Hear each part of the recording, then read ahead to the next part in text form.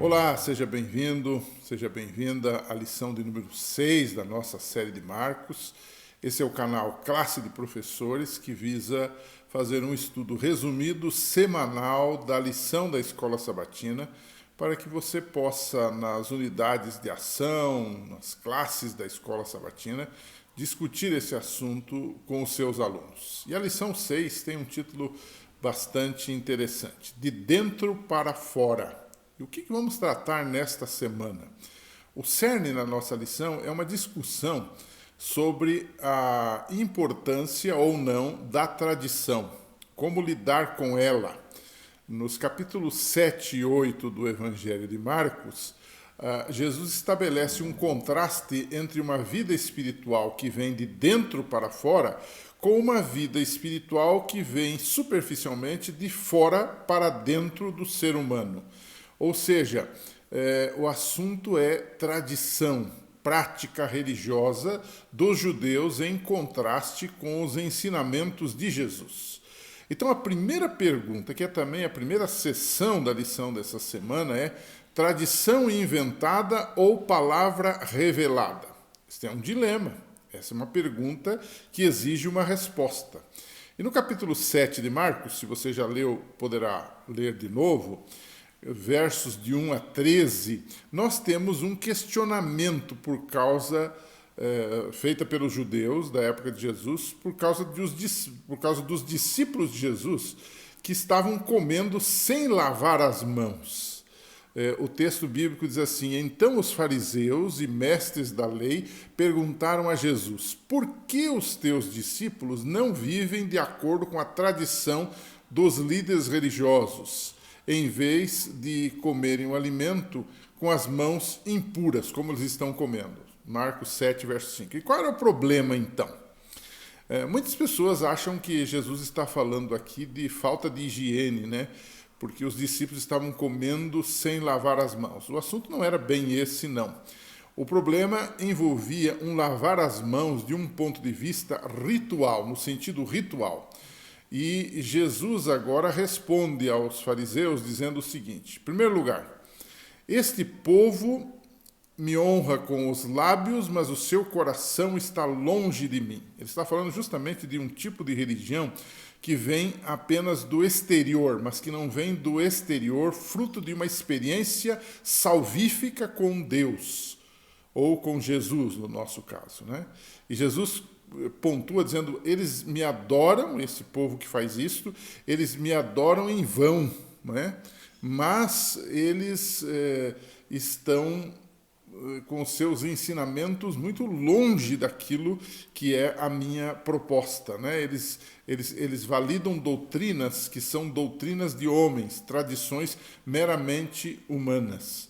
E esta é uma realidade, esta é uma verdade na época de Jesus e na nossa também. Uma segunda resposta de Jesus a este incidente, a esta pergunta dos líderes religiosos da sua época é: vocês também têm um problema.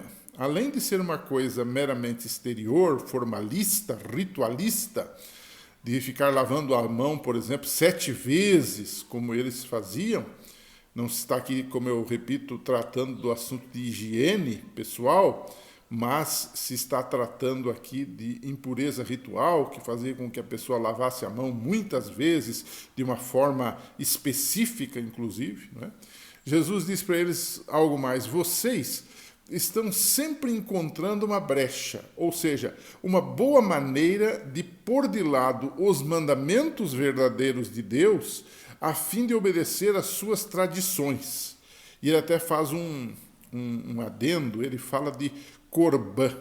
Ele diz que os líderes da sua época, as pessoas que ouviam, que estavam ligados a esse ritualismo aí, essa tradição humana, eles eram muito assim malandros, digamos, diante de Deus.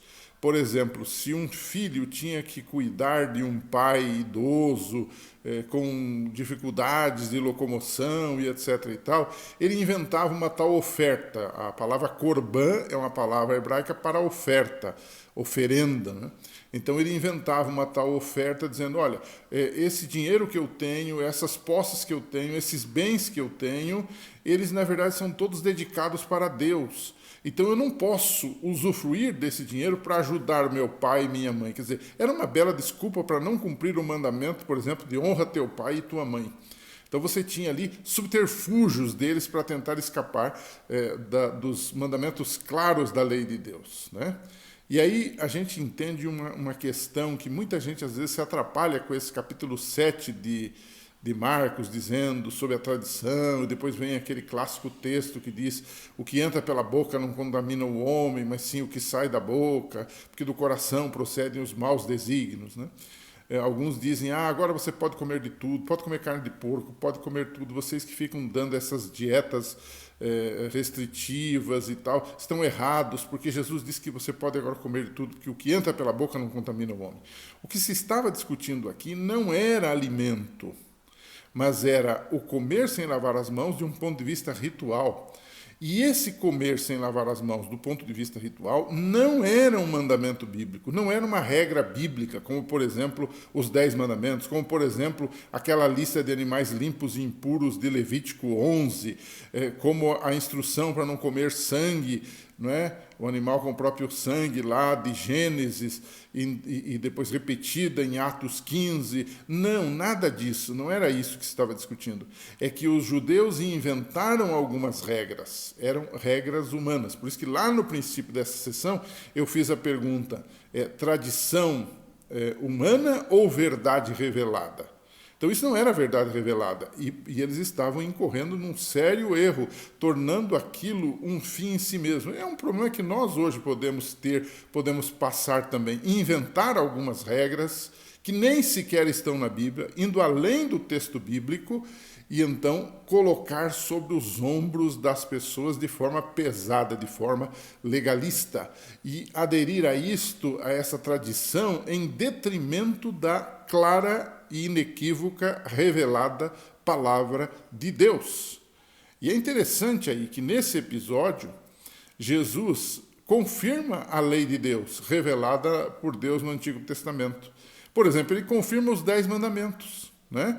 Ele fala ali em Marcos 7, 10 até 23, de vários pecados. Ele fala, por exemplo, do pecado do adultério. Onde é que está escrito que adultério é pecado? Adultério é errado? É dentro dos 10 mandamentos, é o 7º mandamento, né? Todas as instruções de Jesus nesse capítulo, se você ler com atenção, do capítulo 7, do verso 10 ao 23, vai perceber que tem que ver com a transgressão dos 10 mandamentos, né? Então, o assunto aí que diz que Jesus despreza a lei, que Jesus muda a lei, é, na verdade, um engodo, né? E também o assunto, a pregação de alguns que dizem que Jesus considerou, nesse caso, puros todos os alimentos, ele considerou puros todos os alimentos do ponto de vista da tradição judaica, do ritualismo judaico de lavar as mãos várias vezes, que se você não fizesse isso, o alimento estaria impuro, porque suas mãos impuras tocaram nele. Mas isso era uma invenção. Então ele jogou isto na lateral e disse: o importante é o que vem de dentro do coração e não do que vem fora. Ele considerou puros todos os alimentos que já eram puros. A verdade é esta. Não tem nada a ver com os alimentos proibidos na Bíblia, como, por exemplo, como eu já disse, naquela lista de Levítico 11. Então, o contexto de Marcos 7 é este. O que passar disso é, na verdade, também uma invenção humana, né? E Jesus sentencia dizendo: o que torna alguém contaminado é o que sai de dentro dele, isto é, o pecado, que vem a ser o quê? A transgressão da lei revelada por Deus, né? Um segundo bloco, para a gente fechar o assunto dessa semana, é que a tradição dos judeus da época de Jesus também estava dificultando a salvação de pessoas. É aquele famoso caso, na narrativa de Marcos 7, 8, o famoso caso da mulher de origem sírio-fenícia, portanto, de uma origem não judaica, de uma origem gentílica ou pagã, né? Era uma mulher estrangeira que agora vem até Jesus para que Jesus expulsasse o demônio da sua filha, né? E Jesus usa de uma argumentação com ela, até certo ponto, para nós que estamos distantes, parece que Jesus estava com má vontade de atender o rogo, o pedido, o clamor de uma mãe. Mas não é bem assim. Jesus estava tentando confrontar a ela e a sua assistência também com a realidade de que muitas vezes a nossa tradição, os nossos pensamentos e os nossos preconceitos afastam as pessoas de Deus. Então ele diz para a mulher, olha, não é bom a gente tirar o pão dos filhos. Os filhos eram os judeus. E dar aos cachorrinhos. Os cachorrinhos aqui, simbolicamente, eram os gentios. E ela era uma pessoa de origem gentílica, né? E os judeus chegavam a chamar os gentios de cães, né? Agora, é interessante a fé dessa mulher, a disposição dessa mulher. É alguma coisa invejável até. Ela insiste com Jesus e ela diz, olha, Jesus, tudo bem, ela entendeu o simbolismo da frase de Jesus. E ela não se ofendeu, mas ela insistiu. E ela disse, olha, Jesus, na verdade a gente pode comer as migalhas, os pedacinhos de pães que caem da mesa. Os cachorros comem esses pedacinhos de pães, os farelos do pão que caem da mesa, né? E aí Jesus percebe nela uma fé viva. Jesus contempla aquela fé que vai além da tradição. Realmente, como diz o título da nossa lição dessa semana, que vem de dentro para fora e que se extravasa em boas obras, né? A manifestação da fé, né? Há um texto muito interessante de um livro que eu gosto muito, e você certamente já leu, chamado O Desejado de Todas as Nações, uma biografia especial de Jesus Cristo, que diz assim, por seu trato com ela, com a mulher, Jesus mostrou que aquela que era tida como rejeitada de Israel, não mais é estranha, mas uma filha da família de Deus. E como filha, ela tem o privilégio de participar das dádivas do Pai. Olha que texto bonito e extremamente apropriado neste caso, né? Nessa narrativa rápida de Marcos, nós temos também nessa semana a história de Jesus curando um surdo e gago, de uma forma bastante interessante. O texto diz que Jesus coloca os dedos nos ouvidos dele e em seguida ele cospe e toca a língua do homem, né? E Jesus depois suspirou e disse, abra-se, né? A mesma autora do livro das Nações diz que ele, Jesus, suspirou ao pensamento dos ouvidos que se não abriam à verdade, das línguas que se recusavam a reconhecê-lo como Redentor. Quando ele disse, abre-se, ele estava falando não só para aquele surdo e gago que estava curando, mas a multidão, as pessoas que estavam ali por perto. Ele disse que ele estava sussurrando, não é? E isso ele faz conosco também. Abra a sua cabeça, abra o seu coração, abra a sua vida à verdade do reconhecimento de que Jesus é o Salvador e fora dele não há outro caminho de salvação. Chegamos então num terceiro bloco da nossa lição dessa semana, onde a gente vai arrematar a questão da tradição, né? Onde Jesus faz uma instrução para os seus discípulos sobre o fermento dos fariseus. Em Marcos 8, de 11 a 13, os fariseus pedem um sinal de Jesus. E Jesus não faz o sinal, porque eles estavam querendo testar Jesus de uma forma maldosa, digamos assim. O objetivo deles nunca era crer, mas usar supostos sinais, frases, ensinos, posturas de Jesus para ter um dossiê contra ele, né? Que foi o que realmente eles, de forma maldosa, fizeram no final do ministério de Jesus, né? Então, eles pedem um sinal, mas Jesus não faz o sinal pedido e ainda faz uma advertência aos discípulos que estavam por ali. Ele disse, estejam atentos e tenham cuidado com o fermento dos fariseus, né? O fermento, neste caso, pode ser um símbolo do próprio pecado. Ele diz dos fariseus e o fermento de Herodes, né? Então, você tem aqui uma mistura de política com religião, você tem... era um grupo de pessoas que estava sempre digamos, unida para fazer o mal, unida para torpedear os movimentos de Jesus, né? Eles tomem cuidado com o fermento desse pessoal, que esse pessoal dissemina erros, esse pessoal dissemina maldade, esse pessoal dissemina o pecado com as suas atitudes, com as suas tradições, com seus ensinos errôneos e deslocados da revelação bíblica, né? Os discípulos ali não entendem muito, e eles acham que Jesus está falando de pão literal, de fermento literal, e Jesus então os confronta com a falta de entendimento deles. Ele diz assim: poxa, vocês têm olhos, mas vocês não enxergam, vocês não veem, têm ouvidos, mas vocês não ouvem, não se lembram das coisas que eu já lhes falei. Então, Jesus está aqui confrontando aqueles homens como confronta cada um de nós, não é? E vamos terminar a lição dessa semana, que tem tantos assuntos, tem tantos ganchos, né, para a gente pegar e se amparar, e discutir, e ampliar, e conversar, e aplicar, né? Mas eu queria concluir deixando com você uma pergunta que talvez seja o cerne da lição dessa semana. Qual é o problema da tradição na prática do cristianismo, né? A princípio, a tradição não é um problema. Todo sábado às 9 da manhã eu vou para a escola sabatina. Isso é uma tradição. E se um dia esse horário mudasse para as 10 da manhã, a minha fé iria ser solapada por isso?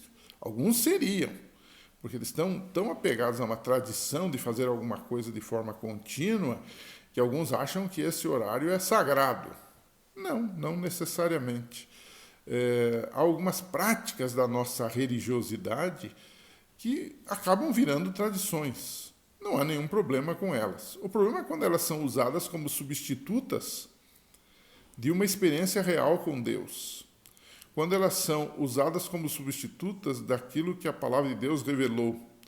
Ou quando a gente quer colocar essas tradições em pé de igualdade com as verdades reveladas e claras da palavra de Deus e da lei de Deus. Então isso passa a ser um problema, de fato. Agora, há um autor chamado Jaroslav Pelikan, que ele dizia o seguinte, num dos seus livros, né? Tradição é a fé viva dos que já morreram, e o tradicionalismo é a fé morta dos que estão vivos. Percebeu? Ele faz um contraste entre tradição e tradicionalismo. Talvez, em toda essa discussão dessa semana, a melhor palavra seja tradicionalismo e não tradição. Porque a tradição, se ela for bem usada, ela é uma coisa boa, ela não é nefasta em si, ela não é má em si.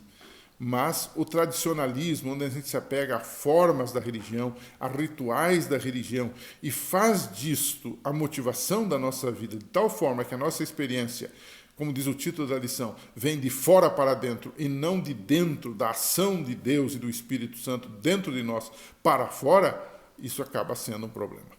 Pense nisso, semana que vem, se Deus permitir, estamos de volta com o nosso Classe de Professores. Um abraço e até lá.